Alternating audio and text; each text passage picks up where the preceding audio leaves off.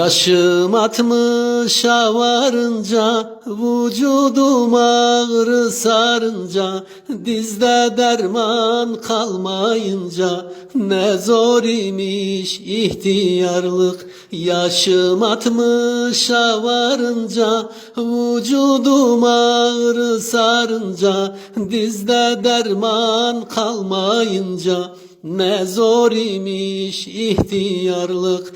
Dizde derman kalmayınca, ne zor imiş ihtiyarlık. İhtiyarlık, ihtiyarlık, ne zor imiş ihtiyarlık. Gelmez dedim geldi başa, ne zor imiş ihtiyarlık. Gelmez dedim geldi başa, ne zor imiş ihtiyarlık. Ne zor imiş ihtiyarlık.